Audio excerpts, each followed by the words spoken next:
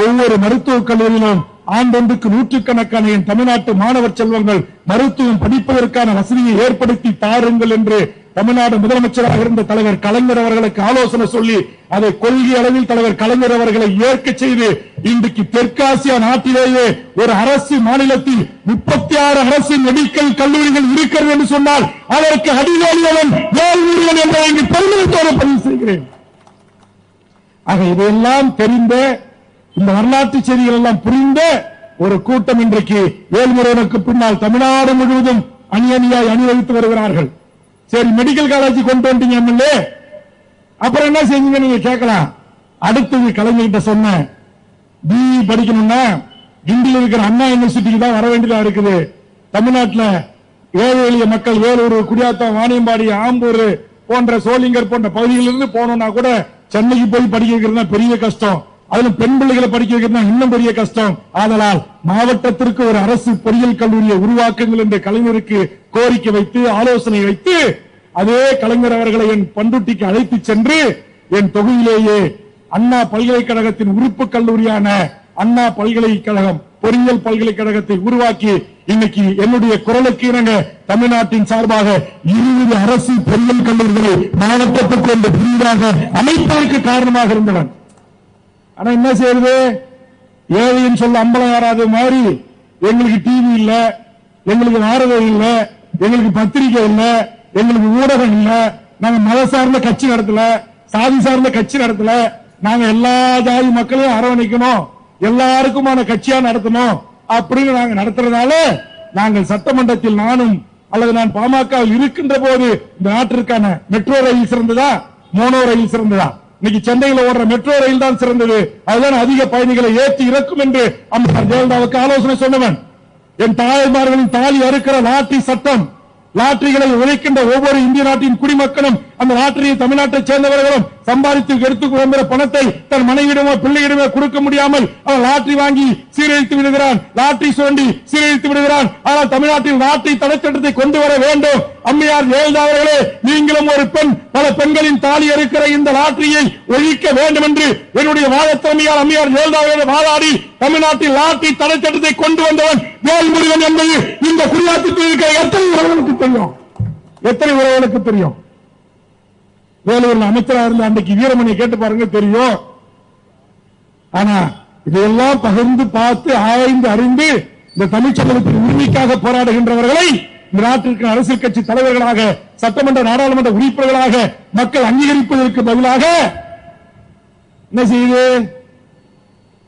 4 படம் நடிச்சா அவன் முதலமைச்சர், கதாநாயகனான முதலமைச்சர், பெண்கள் உட்கார்ந்து இருக்கிறான கேவலமான கீழ்த்தரமான பாடல் வரிகளை நான் சொல்ல விரும்பல. மோசமான பாடல் வரிகள், மோசமான டப்பாங்குத்து பாட்டு, மோசமான நம்ம ஈழத்தமிழர்களுக்கு எனக்கு என்ன உறவுன்னா தொப்புள் கொடி உறவுமோ, அந்த தொப்புள்ள ஆம்லெட் போட்டுட்டு இருக்கான், நீரடியா நாரடியான பாட்டு பாடுறான், கேவலம். அப்பா அம்மா வீட்டுல இல்ல, தடை போட யாரும் இல்ல, பாட்டு பாடுறான். ஆனா இவர்களெல்லாம் இந்த தமிழ் சமூகம் தனக்கான தலைவனாக திரையில் தேடுகிறது. உனக்காக இந்த மக்களுக்காக போராடிய எண்ணற்ற தலைவர்கள். இங்கே என்னுடைய மாரிமுத்து அவர்கள் பேசுகின்ற போது குறிப்பிட்டார் அல்லவா, தேசிய விலங்கு, தேசிய பறவையை குறித்து நாட்டுடைய நேருக்கு பாடம் எடுத்தாரல்ல, காயக்குளத்தை குறித்து தெரியல. உயிரோடு வாழ்கின்ற சுதந்திர போராட்ட வீரர் 14 ஆண்டு காலம் சிறை கொடுமைகளை அனுபவித்த ஐயா நல்ல கண்ணுவை பற்றி தெரியவில்லை. இன்றைக்கு வாழ்ந்து கொண்டிருக்கிற எங்கள் ஐயா பழைய நெடுமாறனை குறித்து தெரியவில்லை. தென்னாட்டின் ஜான்சி ராணி என்று அழைக்கப்பட்ட கடலூர் அஞ்சலமாலை குறித்து தெரியவில்லை. ஆனால் எண்ணற்ற என் தமிழ்நாட்டில் பிறந்த அரசியல் ஆளுமைகளை குறித்து என் இளைய தலைமுறை, என் மாணவர் சமூகம், என் பெண்கள் தெரிந்து கொள்வதற்கு பதிலாக சினிமாக்காரர்களை தெரிந்து கொள்கின்ற கேவலம் கெட்ட நாடாக மாறி வருகிறது. சொல்லுங்க, வேலூர் சிப்பாய் கழகத்தை குறித்து எத்தனை பேருக்கு தெரியும்? இன்னைக்கு வேலூர் கோட்டையிலே இஸ்லாமியர்கள் தொழுகை செய்வதற்கு அனுமதி கேட்டு போராடி கொண்டிருக்கிறார்கள். அந்த கோட்டை யாருடைய கோட்டை? அந்த கோட்டையை எத்தனை இஸ்லாமியர்கள் தியாகம் செய்தார்கள் என்ற வரலாறு யாருக்கு தெரியும்? ஆனா இதையெல்லாம் தெரிகின்ற தலைவர்களை, இதையெல்லாம் தெரிந்த இந்த தமிழ்நாட்டின் தலைமைகளை தமிழ் சமூகம் ஆதரிப்பதற்கு பதிலாக சின்ன திரையில, வண்ண திரையில, ஐயோ அவர் அப்படியே சண்டை போடுறாரு, பாஞ்சு சண்டை போடுறாரு. இங்க உட்கார்ந்து மூட்டை தூக்க தொழிலாளி நிக்கிறவர்கிட்ட, கைது கட்டி நிக்கிறவர்கிட்ட கொண்டாந்து கொடுங்க கதாநாயகன ஒரு பஞ்சு விட்டாருன்னா 3 நாள் ஆகும் எழுதுறதுக்கு. ஆனா அவர் அப்படியே இந்த படத்துல இந்த எங்க தாவி அங்க வரைக்கும் தாவி அடிப்பார், வலது காலால அடிப்பார், இடது காலால அடிப்பாரு, அப்படியே பல விழுவாங்க. அப்படியே விமானத்தை நிறுத்துவாரு, அப்படியே ட்ரெயின் அப்படி கையை காட்டினா ட்ரெயினை நிறுத்துவாரு, லாரியை நிறுத்துவாரு, காரை நிறுத்துவாரு. இப்படி சினிமா மோகம் கொண்டு சீரழிய கூடாது என் தமிழ் சமூகம் என்று தமிழ்நாட்டில் ஒரு அரசியல் கட்சி விழிப்புணர்வை நடத்தி வருகிறது என்று சொன்னால் அது தமிழக வாழ்வுரிமை கட்சி. எங்க கட்சியில கட்டு பேசக்கூடாது, பாலாபிஷேகம் செய்யக்கூடாது, காலில் விடக்கூடாது, மாலை போடக்கூடாது, எங்க அண்ணன் வராரு எதுவும் சொல்லக்கூடாது. பட்டாசு வெடிச்சாரு, பட்டாசு வெடிச்சதுக்கு 5000 50,000 பட்டாசு வெடிச்சு சுற்றுச்சூழல் மாசு ஏற்படுத்தக்கூடாது. பொதுமக்களுக்கு இடங்கள் இல்லாமல், காலில் விழாம, மாலை போடாம, ஆடம்பரம் இல்லாம, ஆறாவரம் இல்லாம ஒரு அமைதியான வழியில தமிழக வாழ்வுரிமை கட்சி என்ன தமிழ் சமூகத்திற்காக போராடி இருக்கிறது. லாட்டரியை ஒழிச்சத, முல்லை பெரியாருக்கு போராடியத, காவேரிக்கு போராடியத, ஈழத்தமிழ் இனப்படுகொலைக்கு போராடியத, இன்னைக்கு என் தாய் தமிழ்நாட்டு குடியாத்தில் வாழ்கிற என் உறவுகளே, நம்ம பக்கத்துல 10-12 கோடி பேர் உலகம் முழுவதும் வாழ்றோம். இன்னைக்கு செம்மணி புலிகுழி எடுக்கிறாங்க, பச்சை குழந்தை பால் குடிச்சிட்டு இருக்கு, அப்படியே உயிரோடு அடிச்சு கொண்டு இருக்கிறான். ஒரு சின்ன பந்து வச்சுட்டு ஒரு குழந்தை விளையாடு இருக்கு, அப்படியே அடிச்சு புதைச்சிருக்கிறான். நூற்றுக்கணக்கான எலும்புக்கூடுகள் தோண்டி தோண்டி எடுத்துக் கொண்டிருக்கிறார்கள். ஆனால் தமிழ் சமூகம் 500 ரூபாய் டிக்கெட்ட, 500 ரூபாய் கூட 50 ரூபாய் டிக்கெட்ட 2000 ரூபாய்க்கு 5000 ரூபாய்க்கு போய் எடுத்து படம் பார்க்க போயிட்டு இருக்கான். அந்த தாய்மார்களின் இனப்படுகொலைக்கு நீதி இல்லை, செம்மணி புலிகுழிக்கு நீதி இல்லை. தோன்றுகிற இடமெல்லாம் இன்றைக்கு எலும்புக்கூடுகளாக காட்சியளிக்கிறது. ஒரே ஈழ 2009 இறுதிக்கட்ட போரில் 1.5 லட்சம் தமிழ் மக்களை கொண்டு குவித்திருக்கிறான். 90,000 தொப்புக்குடி உறவுகளின் தாலி அறுக்கப்பட்டிருக்கிறது. இன்னும் நீதி கிடையாது. சர்வதேச சமூகத்தில் இன்னும் நீதி கிடையாது. இன்னும் சர்வதேச நீதிமன்றத்தில் நமக்கான நீதி விசாரணை கிடையாது. ஆனால் இங்க தமிழர்கள் நாம எப்படி இருக்கிறோம்? கண் இருந்து குருடவா, காது இருந்து செவடவா, வாய் இருந்து அதுக்காக பேச முடியாத, அதுக்காக போராட முடியாம இருக்கிறோம். ஆனா சாதி கூட்டம் போடு, எல்லாம் கும்பலாக வரான். மத ரீதியா ஒரு கூட்டம் போடு, நான் இஸ்லாம் என்று எல்லா பாயும் வந்து உட்காருவாங்க. உடனே இப்ப அங்க முருக மாநாடுன்னு ஒண்ணு போட்டான் ஓட்டு வாங்கறதுக்கு, உடனே அங்க நாங்கெல்லாம் இந்துக்கள் வேலை தூக்கிட்டு போறான். முருக மாரி ஆளு, அண்ணாமலை மாரி ஆளு. ஆனா ஒரு தொப்புக்குடி உறவுகள் 10 மைல் தூரத்தில் கடலியால் பிரிக்கப்பட்ட ஈழ தேசத்தில் கொத்து கொத்தாக அன்று கொண்டு குவிக்கப்பட்டிருக்கிறான். அநியாயமாக கொலை செய்யப்பட்டிருக்கிறான். 90,000 தாலிகள் அறுக்கப்பட்டிருக்கிறது. இன்னும் அந்த மக்களுக்கு நீதி கிடைக்கவில்லை. தமிழ்நாட்டில் கேட்பதற்கு நாதி இல்லை. ஆனால் தமிழக வாழ்வுரிமை கட்சி எம்எல்ஏ ஆகமோ எம்பி ஆகமோ அதை பற்றி கவலைகளாமல் இனப்படுகொலைக்கு இன்றைக்கு நீதி காட்டி நீதிக்கு வந்து போராடுகிற ஒரு அரசியல் இயக்கம் தமிழக வாழ்வுரிமை கட்சி. வருகின்ற 27ஆம் தேதி சென்னை தியாகராய அரங்கி செம்மணி புலிகளுக்கு நீதி எங்கே, தாய் தமிழகமே நாம் என்ன செய்ய போகிறோம் கருத்தரங்கத்தை முன்னெடுக்கிறோம். அடுத்தது மாபெரும் போராட்டங்களை முன்னெடுக்க இருக்கிறோம். அது 15 வருஷம் ஆச்சு. நம்ம உறவுகளை கொண்டுட்டா மூடி மறைச்சிட்டு நம்ம வேலையை பார்க்கும்.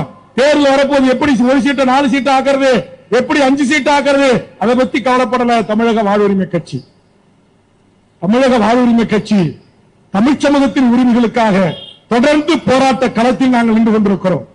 அதனால்தான் கேட்கிறேன், நான் மத்திய அரசு பதவிகளில் 90% வேற என்ன, இங்க நிக்கிற எல்லாருக்குமான சேர்த்து தமிழ்நாட்டில் ஒரு மிகப்பெரிய அச்சீவ்மெண்ட்ஸ், ஒரு மிகப்பெரிய சாதனையை தமிழக வாழ்வுரிமை கட்சி செய்திருக்கிறது. அது என்னவென்றால், நம்ம இபிஎஸ் முதலமைச்சராக இருக்கும் போது 2014 தமிழ்நாடு டிஎன்பிசியில நேர்மை பத்திரிகையாளர்கள் எல்லாம் கும்பலா நிக்கிறாங்க. எல்லா மெயின்ஸ்ட்ரீம் ரிப்போர்ட்டர்ஸ் இருக்கிறாங்க. கேட்டு தெரிஞ்சுங்க, 2016 ஓபிஎஸ் முதலமைச்சராக இருக்கும் போது தமிழ்நாட்டுடைய குரூப் 1 இருந்து குரூப் 4 வரையிலும் எல்லா பதவிகளும் ஒரு 10 வருஷத்துல கலெக்டர் ஆகிற கோட்டா ஆட்சியர் என்று சொல்லக்கூடிய RTO, DSP, magistrate, commercial tax assistant commissioner, district reporter, district register என்று எல்லா உயர் பதவிகளையும் ஓபிஎஸ் இந்திய நாட்டை சேர்ந்த எவர் வேண்டுமானாலும் தமிழ்நாட்டு அரசாங்க பதவிகளில் தேர்வு எழுதி இந்த பதவிகளை நீங்க அமரலாம் என்ற ஒரு சட்டத்தை மோடி மிரட்டி கொண்டு வர செய்தார். அதை அடிமை அதிமுக அன்றைக்கு செய்தது. அதை தமிழ்நாட்டில் இருக்கிற 196 கட்சிகள்ல ஒரு கட்சி அதை குறித்து கவலைப்படல. மோடி எதிர்த்து பேசல, மோடி எதிர்த்து கேட்கல. இந்த சட்டம் இங்கே படித்துவிட்டு வேலை வாய்ப்பாக காத்திருக்கிற 1.5 கோடி தமிழ்நாட்டு மாணவர் செல்வங்கள், இளைஞர் செல்வங்களுடைய எதிர்காலத்தை கேள்விக்குறியாக்கும். இன்னைக்கு நீ கோட்டாட்சியார வேலை போட்டு கொடுத்துட்டா 10 வருஷத்துல கலெக்டர் ஆயிடுவான். 35 வருஷத்துல அவன் ஓய்வு பெற போகும்போது அவன் என்ன ஆவான்? சீஃப் செக்ரட்டரி ஆகிதான் ரிட்டர்ன் ஆகும். சீஃப் செக்ரட்டரி ஆயிடுவான். அப்ப சீஃப் செக்ரட்டரி யாரு? பீகார் வரேன் வாங்க வராங்களா? ஓகே.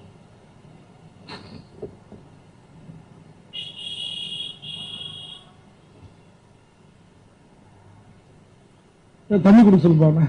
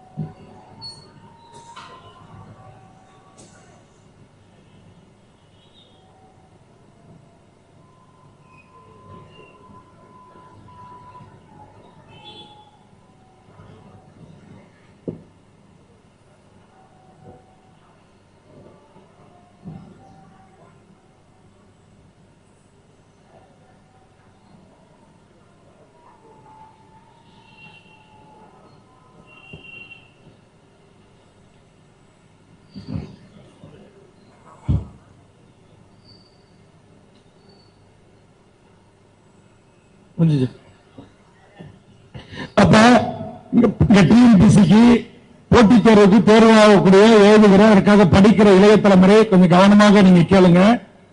இது ஒரு சதி வேலைய 2014 கொண்டு வந்து பீகார், உத்தரப்பிரதேசம், ராஜஸ்தான், மத்திய பிரதேசம், கேரளா, கர்நாடகா, ஆந்திரா, இந்தியாவில் இருக்கிற எந்த மாநிலத்தை சேர்ந்தவர்கள் வேண்டுமானாலும் டிஎன்பிசி தேர்வு எழுதி இந்த பதவிகளை எல்லாம் வந்து அமரலாம் அப்படின்னு ஒரு சட்டத்தை கொண்டு வந்து அதை நடைமுறைப்படுத்திட்டான். அதை நடைமுறைப்படுத்தும் போது பாலிடெக்னிக் விரிவுரையாளர்கள் தேர்வு இது போன்று பல்வேறு தேர்வுகளில் எல்லா சர்மா குர்மா அப்படின்ற பேர் வருது. இது எந்த கட்சி இது குறித்து கவலைப்படல. என்னடா இது ரிசல்ட் வந்திருக்கு, தமிழ் பேர்களை காணாம எல்லாம் வடநாட்டு பேரா இருக்கா என்று சொல்லி அதிலிருந்து விழிப்புணர்வு பெற்று அந்த டிஎன்பிசி ஆபீஸை முற்றுகையிட்டு அந்த முதலமைச்சர் கோட்டையை நோக்கி மிகப்பெரிய முற்றுகை போராட்டம் நடத்தி தமிழ்நாட்டின் அரசு பதவிகள் அனைத்தும் தமிழ்நாட்டைச் சேர்ந்த என் தமிழ் சமூகத்தின் இளையோருக்கு கிடைக்க வேண்டிய பதவிகள் அனைத்தும் வடநாட்டு கும்பலுக்கு செல்கிறது.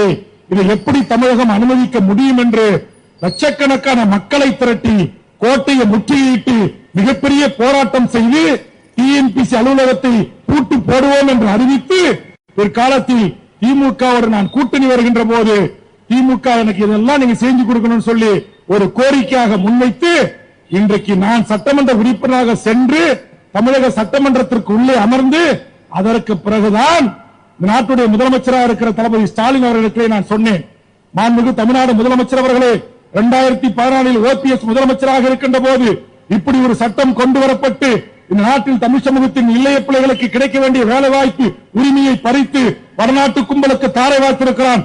இந்த சட்டத்தை ரத்து செய்ய வேண்டும் என்று குரல் கொடுத்து தமிழ்நாட்டில் தமிழ் எழுத படிக்க பேச தெரிந்த தமிழ்நாட்டில் வாழ்கின்ற என் தமிழ் சமூகத்தின் பிள்ளைகளுக்கு இந்த வேலை வாய்ப்பை உறுதி செய்ய வேண்டும் என்று சட்ட திருத்தத்தை கொண்டு வந்த ஒரே ஒரு எம்எல்ஏ 234 எம்எல்ஏ வேல்முருகன் என்பவர் நான் மட்டும்தான்.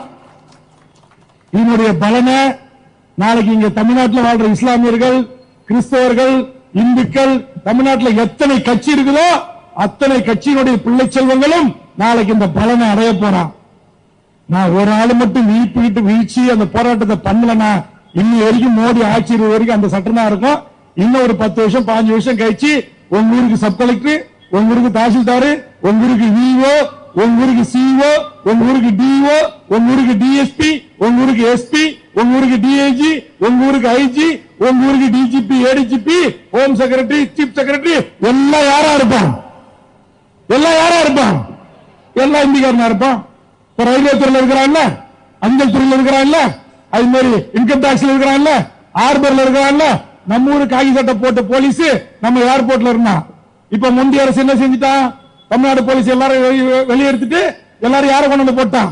எல்லாம் சிஐஎஸ்எஃப். அவன் தமிழ்நாட்டு எம்பியை பார்த்து, அது கனிமொழி மாதிரி திமுக கலைஞருடைய பெண்ணை பார்த்து, உனக்கு ஹிந்தி தெரியல, நீ ஹிந்தியிலே கிடையாது, உன்னை விட முடியாதுன்றான். நாட்டுடைய முதலமைச்சராக இருந்த முத்தமிழறிஞர் தலைவர் கலைஞருடைய மகள், நாட்டுடைய 3வது முறை நாடாளுமன்ற உறுப்பினராக இருக்கிற கனிமொழிக்கே இந்த நிலைமைன்னா குடியாத்தத்தில் வாழ்கின்ற என் ஏழை எளிய மக்களை மோடி அரசு எப்படிலாம் மிரட்டுவான், எப்படிலாம் வளைப்பான், எண்ணி பாருங்க. நான் எதற்காக இதை சொல்லுகிறேன் என்று சொன்னால், இப்படி அநியாய சட்டங்கள் வருகின்ற போது, அக்கிரமான சட்டங்கள் வருகின்ற போது, இந்த நாட்டில் ஒரே ஒரு கட்சி ஓட்ட குறித்து கவலைப்படாமல் தொடர்ந்து இந்த மக்களுக்காக போராட்ட களத்தில் இருக்கிறது என்று சொன்னால் அது தமிழக வாழ்வுரிமை கட்சி என்பதை என் தமிழ் சமூகம் உணர வேண்டும். இங்க கூட எனக்கு ஒரு மகிழ்ச்சி, இருக்கையில உட்கார்னாலும் பரவாயில்ல, இந்த கடைசியில இருந்து அந்த கடைசி வரைக்கும் குடியாத்ததுல அந்த முனைய வரைக்கும் நூற்றுக்கணக்கான என் தமிழ் சமூகத்தின் உறவுகள் நின்று என் பேச்சை கேட்கறீங்க. பேச்சை கேட்டுட்டு நீங்க மட்டும் போயிடாதீங்க.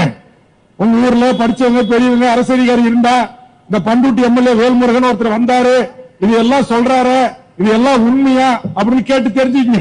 நான் சினிமா கதாநாயகன் அல்ல, நான் அதிகாரம் பூசிய நடிகன் அல்ல, அதனால நான் சினிமாவில வசனம் பேசல, சினிமாவில் நடிக்கிற மாதிரி மேடையில நடிக்கல.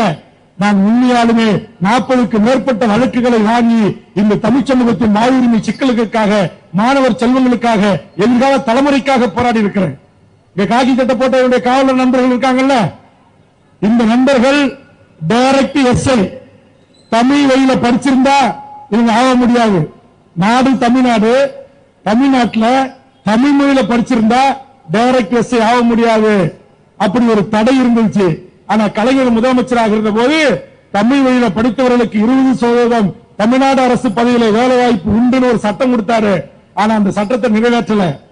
அதை நிறைவேற்றாத போது சென்னை உயர்நீதிமன்றத்திலோ மதுரை உயர்நீதிமன்றத்திலோ வழக்கு போட்டு டைரக்டா டிகிரி முடிச்சுட்டு வர்ற காவல்துறை டைரக்ட் எஸ்ஐ தமிழ் வழியில படித்தவர்களை தகுதி இல்லை என்று நீங்கள் எடுக்க மாட்டேன்றீர்கள், அப்படி எடுக்க வேண்டும் என்று என் செலவில் உயர்நீதிமன்றத்தில் வழக்கை தொடுத்து நீதியரசர் புகழேந்தி, நீதியரசர் கிருபாகரன் அவர்கள் மூலமாக தமிழ்நாட்டில் தமிழ் வழியில் படித்துவிட்டு நேரடி எஸ்ஐ பதவி கேட்காமல் லண்டனில் கேட்பாம் என்று உச்சநீதிமன்றம் அன்று அதிமுக அரசுடைய அட்வொகேட் ஜெனரலை மதுரைக்கு அழைத்து தலையில் ஓங்கி கொட்டி இன்றைக்கு தமிழ்நாடு முழுவதும் நூற்றுக்கணக்கிலே ஆயிரக்கணக்கிலே தமிழ் வழியில் படித்தவர்கள் காக்கி சட்டை கனவோடு இன்றைக்கு டைரக்ட் எஸ்ஐயாக ஆக முடியும் என்று அந்த வரலாற்று சிறப்புமிக்க தீர்ப்பை வாங்கி தந்தது தமிழக வாழ்வுரிமை கட்சி.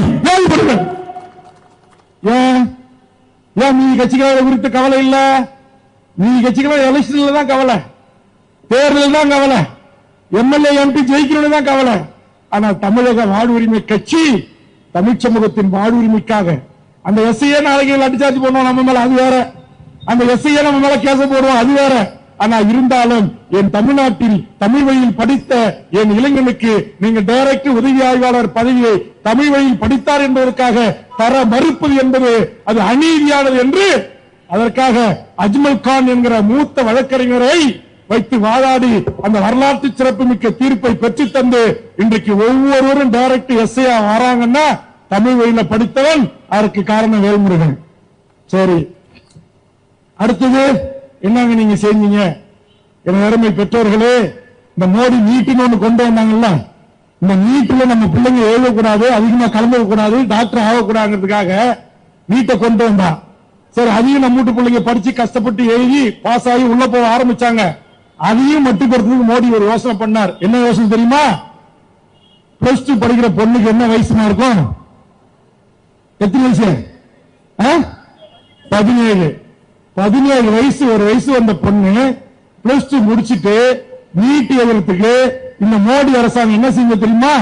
தேர்வு எழுத மகாராஷ்டிராவுக்கு போங்கன்னா, கேரளாவுக்கு போங்கன்னா, பெங்களூருக்கு போங்கன்னா, ஹைதராபாத்துக்கு போங்கன்னா, எப்பவும் போல 196 கட்சியும் வாயில அப்படியேதான் இருந்தான் வரல வச்சுக்கிட்டு. ஆனா ஒரே ஒரு கட்சி, என் கட்சியினுடைய தொண்டர்களை அழைத்துக் கொண்டு இந்த தென்னிந்தியாவிற்கான நீட் அலுவலகம் அண்ணா நகர்ல இருக்கு, நேரா அண்ணா நகர் ஆபீஸுக்கு போனேன். அங்க போய் அந்த நீட்டுடைய டைரக்டர் ஆபீஸ் உள்ள போய் உட்கார்ந்து இழுத்து கேட்ட பூட்டி உள்ளிருப்பு போராட்டம் பண்ணி போடுறா மோடிக்குன்னு. உங்க மனிதவள மேம்பாட்டுத்துறை அமைச்சர் டெல்லியில் இருப்பான்ல, அவனுக்கு பேசு. என்ன வெங்காயத்துக்கு ஒரு வயசு பொண்ணு ஹிந்தி தெரியாது, தெலுங்கு தெரியாது, மலையாளம் தெரியாது, கன்னடம் தெரியாது, எப்படிதான் 17 வயசு ஒரு பொண்ணு நீட்டு தேர்வு எழுத மும்பாய்க்கு போக முடியும்? விமான டிக்கெட் எடுக்கிற வசதி இருக்குமா? ட்ரெயின்ல போறதுக்கு வசதி இருக்குமா? அங்க போய் அந்த நீட்டு தேர்வு சென்ற தேடி கண்டுபிடிச்சு எழுதுறதுக்கு உள்ள போறதுக்கு முடியுமா? எவ்வளவு சிரமம் இருக்கு. அப்படி இந்த சிரமத்தை என் தமிழ் சமூகத்தின் மாணவர் செல்வங்களுக்கு நீ உருவாக்குற என்று சொன்னால் இந்த தேர்வில் தமிழ் சமூகத்தின் மாணவர்கள் பங்கேற்க கூடாது, அதன் மூலமாக காலியாக கிடைக்கிற இடங்களை எல்லாம் வட மாநிலத்தவரை கொண்டு நிரப்ப வேண்டும் என்கிற சூழ்ச்சி வலையின் காரணமாக மோடி அப்படி ஒரு திட்டத்தை கொண்டு வந்தான். அன்னைக்கு ஒரு நாள் உட்கார்ந்து அந்த அலுவலகத்தை பூட்டி, இனி என் தமிழ்நாட்டு மாணவர்கள் தமிழ்நாட்டிலேதான் தேர்வு எழுதுவார்கள். டிஎன்பிசி தேர்வுக்கு 12 லட்சம் பேர் எழுதுறாங்க. தமிழ்நாட்டில் இடம் இருக்கு, போலீஸ் பாதுகாப்பு கொடுக்கறாங்க, ஆசிரியர்கள் சூப்பர்வைசர் போற தகுதி இருக்கு. அப்படி இருக்கின்ற போது 2 லட்சம் மாணவர்களை நீ வெளிமாநிலங்களுக்கு தேர்வு எழுத அனுப்புவது என்பது ஏற்க முடியாது. இனி வரும் காலங்களில் தமிழ்நாட்டிலேதான் இந்த தேர்வு நடத்தப்படும் என்று நீ அறிவிக்கணும். இல்லைன்னா ஒண்ணு வெளியிட மாட்டேன். Chennai police commissioner AK. Viswanathan DGP வந்துட்டாரு, பேச்சுவார்த்தை நடத்த. என்ன வேல்முருகன் உங்க டிமாண்ட்? என் டிமாண்ட் தான். என் டிமாண்ட், என் தமிழ்நாட்டை சேர்ந்த எந்த ஜாதி, எந்த மதம், எந்த கட்சிக்காரன் புள்ளியாக இருக்கலாம், நீ வெளிமாநிலத்துக்கு ஒரு வயசு பொண்ணு தேர்வு அனுப்ப முடியாது. இந்தியர்களுடைய அட்ராசிட்டி தாங்காது. ட்ரெயின்ல போகணும், பிளைட்ல போகணும், போக்குவரத்து செலவு இது எல்லாம் ஆகும். அதனால் இனி தமிழ்நாட்டிலே தான் தேர்வு நடத்த வேண்டும். ஒப்பந்தத்தை ஏற்படுத்தி இயக்குநர் எனக்கு கையெழுத்து போட வேண்டும் என்று சொல்லி 5 மணி நேரம் உள்ளிருப்பு போராட்டம் நடத்தி என் தமிழ்நாட்டு மாணவர் செல்வங்கள் வெளி மாநிலங்களுக்கு தேர்வு எழுத சென்றதை தடுத்து நிறுத்தி தமிழ்நாட்டிலே தேர்வு எழுதலாம் என்று சட்டத்தை கொண்டு வந்தவன் வேல்முருகன் என்பது எத்தனை பெற்றோருக்கு தெரியும்? எத்தனை பெற்றோருக்கு தெரியும்? சரி, அது செஞ்சேன். அப்புறம் எடப்பாடி ஒரு நல்ல அறிவிப்பு செஞ்சார், ஒரு நல்ல திட்டம் கொண்டு வந்தார். அது என்னன்னா, அரசு பள்ளியில படிக்கிற கிராமப்புற மாணவர் செல்வங்கள் 7.5% இடஒதுக்கீட்டு தரம், அரசு கல்லூரிகளில் மருத்துவம் படிக்கிறதுக்கு வாய்ப்பு கொடுக்கறன்னு ஒரு சட்ட திருத்தம் கொண்டு வந்தார். அந்த சட்ட திருத்தம் அரசு கல்லூரிக்கு மட்டும். ஆனா அரசாங்கத்தினுடைய பணத்துல, மக்களுடைய வரி பணத்துல இங்க இயங்குகின்ற டிஎம்டி யூனிவர்சிட்டி, எஸ்ஆர்எம் இருக்குல்ல, ராமச்சந்திரா இருக்குல்ல, அதே மாதிரி இருக்கிற தமிழ்நாட்டில் இருக்கிற நம்ம ஜெகதேஷ் நடத்துற ஒரு 5-6 medical college, AC Muthiah Chettinad medical college, Mahatma Gandhi medical college, Arupadai medical college, Venkateswara medical college, இப்படி என்று தமிழ்நாட்டிலே இருக்கிற அனைத்து மெடிக்கல் கல்லூரிகளிலும், தமிழ்நாட்டில் இருக்கிற அனைத்து தனியார் மெடிக்கல் கல்லூரிகளிலும் இந்த 7.5% தேர்வு பெற்ற என் ஏழை எளிய பிற்படுத்தப்பட்ட தாழ்த்தப்பட்ட இஸ்லாமிய கிறிஸ்துவ என் பிள்ளை செல்வங்களும் சமமாக அந்த 7.5% தனியார் மெடிக்கல் கல்லூரிகளிலும் இலவசமாக படிக்க வேண்டும், தர வேண்டும் என்று கேட்டேன். எடப்பாடி தரல. அதற்காக இன்னைக்கு திமுக எம்பியா இருக்கிறார் வில்சன் அவர்களை வழக்கறிஞராக வைத்து சென்னை உயர்நீதிமன்றத்தில் ஆனந்த் வெங்கடேஷ் என்கிற நீதி அரசர் முன்பாக வழக்கை தொடுத்து எனது செலவில் வழக்காடி இன்றைக்கு தமிழ்நாட்டில் இருக்கிற ஏழை எளிய பிள்ளை செல்வங்கள் அனைத்தும் தனியார் மருத்துவக் கல்லூரிகளிலும் 7.5% இடஒதுக்கீட்டில் கட்டணம் இல்லாமல் படிக்கலாம் என்கிற உரிமையை வாங்கி கொடுத்த கட்சி தமிழ்நாடு கட்சி. அந்த கோட்டால போய் படிக்கிற பெற்றோர்களுக்கே தெரியாது, ஆனா சினிமாக்காரனுக்கு தெரியும். உனக்காக போராடுற ஒருத்தன், அண்டா குண்டான அடகு வச்சு ஜெயிலுக்கு போற ஒருத்தன், ஜெயில் நடத்துற ஒருத்தன், கேஸ் நடத்துற ஒருத்தன், நீ உனக்கான தலைவனை எங்க தேடுற? சினிமா கொட்டால தேடுற, திரையரங்களை தேடுற. ஆக இன்னைக்கு எத்தனை இடங்கள் என்ன நேரம் இருந்துச்சுன்னா என்னால ஒரு 10 மணி நேரம் இந்த 14 ஆண்டு காலத்தில் இந்த தமிழுக்கும் இந்த மொழிக்கும் இந்த இனத்திற்கும் இந்த மண்ணுக்கும் இந்த மக்களுக்கும், ஏன் உங்க வேலூர் மாவட்டத்து மக்கள் பாதிக்கப்பட்டாங்களே, ஆந்திராவில செம்மணம் கடத்த போனாங்கன்னு பிளம்பர் வேலைக்கு போனோம், கூலி வேலைக்கு போனோம், எல்லாரையும் பிடிச்சு வச்சு ஆந்திரா பாரஸ்டும் ஆந்திரா காவல்துறையும் காக்கை குருவில சுட்டு போட்டானே. தமிழ்நாட்டில் 196 கட்சியில எந்த கட்சி 50,000 பேரை திரட்டி கவர்னர் மாளிகை முற்றுகிட்ட கட்சி? அப்படி முற்றுகிட்ட கூட்ட நெரிசலில் இந்த இரும்பு பைப்பை தூக்கி பிடித்து வந்த எங்கள் கடலூர் மாவட்டம் சிதம்பரத்தை சேர்ந்த மாவீரன் வினோத் என்கிற என் தம்பி அந்த உயிரிழந்த மின்சார கம்பியிலே அடிபட்டு அங்கேயே துடிதுடிக்க செத்து போனான். ஒரு உயிரை தியாகம் செய்து 21 தமிழர்கள் உயிர் தியாகம் செய்வதற்கு நீதி கேட்டு அந்த குடும்பத்துக்கு 5 லட்சம் ரூபாயும் வீட்டுக்கு ஒருவருக்கு அரசாங்க வேலையும் வாங்கி தந்து அந்த ஆந்திரா வனத்துறையின் மீதும் காவல்துறையின் மீதும் கொலை முயற்சி வழக்கு பதிவு செய்ய வேண்டும் என்று நாட்டுடைய கவர்னராக இருந்த ரோசையா அவர்களை 5 மணி நேரம் தமிழ்நாட்டுடைய கவர்னர் மாளிகையில் முற்றுகையிட்டு போராடிய ஒரே கட்சி தமிழக வாழ்வுரிமை கட்சி. செத்து போன 20 பேர் வன்னியரா, முதலியாரா, ரெட்டியாரா, பாயா, கிறிஸ்தவனா, நாடாரா பார்க்கல. செத்து போனவன் தமிழன். அநியாயமா ஆந்திர அரசு அடிச்சு கொண்டுட்டான், சுட்டு கொண்டுட்டான். நீதி கேட்டு 50,000 மக்களை திரட்டி நீதி கேட்டு அந்த குடும்பத்திற்கான நீதியை பெற்று தந்த இயக்கம் தமிழக வாழ்வுரிமை கட்சி. அதற்காகத்தான் இன்றைக்கு நம்முடைய இஷாத் அலி அவர்கள் தமிழக வாழ்வுரிமை கட்சியை தேர்வு செய்திருக்கிறார். ஏன் தமிழக வாழ்வுரிமை கட்சியில் அவர் இணைய வேண்டும் என்பதற்காக அவரோட நூற்றுக்கணக்கான உறவுகள் ஏன் இணைய வேண்டும்? அவரோட 100 பேர் வந்திருக்கலாம். அந்த 100 பேர் மட்டுமல்ல, 100 குடும்பம். அந்த 100 குடும்பம் அந்த உறவுகளுக்கு சொல்லட்டும். வேல்முருகன் என்பவன் தமிழ்நாட்டில் தமிழக வாழ்வுரிமை கட்சியை தொடங்கி எவற்றையெல்லாம் சாதித்திருக்கிறான் நீதிமன்றத்தின் மூலமாக. ஏன் இங்க மாரிமுத்து பேசும்போது சொன்னார, இங்க இருக்கிற உழைக்கும் பாட்டாளி வர்க்கம், இங்க இருக்கிற நிறைய தொழிற்சாலைகள் இருக்கு. 8 மணி நேரம் தான் இப்ப நமக்கு வேலை. அதை 12 மணி நேரம் மேனேஜ்மெண்ட் நினைச்சா வாங்கலாம், 18 மணி நேரம் வேண்டுமானாலும் வாங்கலாம். அப்படி என்று மோடி கொண்டு வந்த ஒரு சட்டத்தை தமிழ்நாடு சட்டமன்றத்தில் நடைமுறைப்படுத்தி சபாநாயகர்கள் அறிவித்த போது இது மிகப்பெரிய தொழிலாளர் விரோத சட்டம் என்று இந்த நாட்டுடைய முதலமைச்சராக இருக்கிற முத்துவேல் ஸ்டாலின் கருணாநிதி அவர் இடத்தில் சென்று இது அநியாய அக்கிரமான தொழிலாளர் விரோத சட்டம், இதை திரும்ப பெற வேண்டும், இது இந்த சட்டமன்றத்தில் நிறைவேற்ற நான் அனுமதிக்க மாட்டேன் என்று 234 எம்எல்ஏக்களில் முதலில் எழுந்து எதிர்ப்பு தெரிவித்து அந்த சட்டத்தை தடுத்து நிறுத்தியவன் வேல்முருகன்.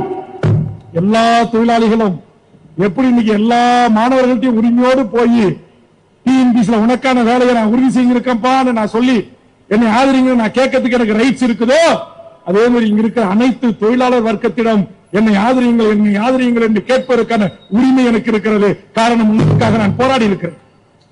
அதே மாதிரி இன்றைக்கு அமைப்பு சாரா தொழிலாளர்கள் இந்திய அரசு கொண்டு வந்திருக்கிற 4 தொழிலாளர் தொகுப்பு சட்டம் நலவாரியங்களை அழித்து தொழிலாளர்களை அடிமையாக்கி தொழிலாளர்களுடைய நிதியை 1 லட்சத்துக்கு மேற்பட்ட கோடி அரசு கஜனாவுக்கு கொண்டு செல்கின்ற ஒரு மோசமான அந்த தொழிலாளர் விரோத சட்டத்தை கொண்டு வந்திருக்கிற நரேந்திர மோடியை எதிர்த்து தமிழ்நாட்டின் முதலமைச்சர் அவர்களே இந்த சட்டத்தை எக்காரணத்தை கொண்டு தமிழ்நாட்டில் நடைமுறைப்படுத்தக் கூடாது என்று அமைப்பு சாரா தொழிலாளர்களாக வாழ்கின்ற தமிழ்நாட்டிலும் இந்தியாவிலும் வாழ்கின்ற 33 கோடி மக்களுக்காக தமிழக சட்டமன்றத்தில் ஒரு குரல் ஒலித்தது என்று சொன்னால் அது தமிழக வாழ்வுரிமை கட்சி. ஆக தமிழக வாழ்வுரிமை கட்சி சாதி பார்க்காமல் மதம் பார்க்காமல் லஞ்சம் லாவண்யம் ஊழல் மோசடி இருக்கிற நூற்றுக்கணக்கான பத்திரிகை நண்பர்களே உறவுகளே பொதுமக்களே பத்திரிகை தொலைக்காட்சி பார்க்கின்ற உறவுகளே வேல்முருகனாகிய நான் யாரிடத்திலாவது எதற்காக லஞ்சம் வாங்கியிருக்கிறேன், தவறான தொழில் செய்கிறேன், மணல் தொழில் செய்கிறேன், லாட்டரி விற்பனை செய்கிறேன், மதுபான ஆலைகள் நடத்துகிறேன், கல்வி கடைகள் நடத்துகிறேன், அளவுக்கு மீறி சொத்து சேர்த்து நீதிமன்ற வழக்கை சந்திக்கிறேன் என்று தமிழக வாழ்வுரிமை கட்சியின் மீது குற்றம் சொல்ல முடியுமா? லஞ்சம் இல்லாமல் ஆவணி இல்லாமல் ஊழல் இல்லாமல் இந்த மண்ணுக்காக மக்களுக்கான ஒரு மாற்று அரசை முன்வைக்கிற தமிழக வாழ்வுரிமை கட்சியில் எதிர்மை குடியாத்தத்தில் இருக்கிற உறவுகளே இர்ஷாத்தோடும் ஏனைய நண்பர்களோடும் இங்கு வந்து இணைந்தது மட்டுமல்லாமல் 1 மணி நேரத்திற்கு மேலாக உங்களிடத்தில் உங்களுக்காகவும் உங்கள் பிள்ளைகளுக்காகவும் தமிழ்நாட்டின் வாழ்வுரிமைக்காகவும் மக்களுக்காகவும் மண்ணுரிமைக்காகவும் மொழி உரிமைக்காகவும் போராட்ட களத்தில் இருக்கிற நான் இங்கே வேண்டுகோள் வைக்கிறேன். என் உறவுகளே, தமிழக வாழ்வுரிமை கட்சி என்பது இது ஒரு சாதிக்கான கட்சி அல்ல, ஒரு மதத்திற்கான கட்சி அல்ல. உலகம் முழுவதும் வாழ்கின்ற 12 கோடி தமிழ் மக்களின் வாழ்வுரிமைக்காக மக்களை அணிதிரட்டி போராடி வருகின்ற ஒரு அரசியல் பேரியக்கமாக வளர்ந்து வருகிறது. இந்த கட்சியை நீங்கள் ஆதரிக்க வேண்டும். குரலற்ற மக்களின் குரலாக சட்டமன்றத்தில் ஒலிக்க வேண்டும், இந்திய நாடாளுமன்றத்தில் ஒலிக்க வேண்டும். மோடி கொண்டு வருகிற பாசிச சட்டங்களை, தொழிலாளர் விரோத சட்டங்களை, சிபிஆர் என்ஆர்சி சட்டங்களை, சிறுபான்மை மக்களுக்கு அச்சுறுத்தி விடுகின்ற சட்டங்களை, அம்பானி அதானி துறைமுகங்களுக்காக எங்கள் கடலை இன்றைக்கு பட்டா போட்டு விற்கின்ற கொடுமைகளுக்காக பரந்தூர் விமான நிலையத்தை கொண்டு வந்து இன்றைக்கு டாடா நிறுவனத்துக்கு தாரை வார்க்கிற முயற்சிக்கு எதிராக, என்னுடைய கடற்கரை முழுவதுமாக அதானி துறைமுகத்திற்கு தாரை வார்க்கிற அநியாய அக்கிரம சட்டங்களுக்கு திட்டங்களுக்கு எதிராக, என்எல்சி மண்ணின் மக்களுக்கு மறுக்கப்படுகின்ற உரிமைகளுக்காக, செய்யாறில் விவசாய நிலங்களை பறித்து ஷிப்காட்டை கொண்டு வருகிற அநியாய அக்கிரம சட்டங்களுக்கு எதிராக போராடி வருகின்ற தமிழ்நாட்டின் அரசியல் கட்சிகளிலே எந்த ஒரு குற்றச்சாட்டுக்கும் உள்ளாகாத நேர்மையாக மண்ணுக்கும் மொழிக்கும் இனத்திற்குமான தமிழ் சமூகத்திற்குமான ஒரு பாதுகாப்பு அரணாக வளர்ந்து வருகிற தமிழக வாழ்வுரிமை கட்சியை எனதருமை வேலூர் மாவட்டத்துடைய குடியாத்தம் உறவுகள் ஆதரிக்க வேண்டும் என்ற வேண்டுகோளை முன்வைத்து இங்கு இஷாத் அவர்களோடு தமிழக வாழ்வுரிமை கட்சியில் இணைத்துக் கொண்ட உறவுகள் இங்க எனக்கு மாலை போடல, இங்க யாரும் சால்வை போடல, இங்க வாழ்க ஒழிக கோஷம் இல்ல.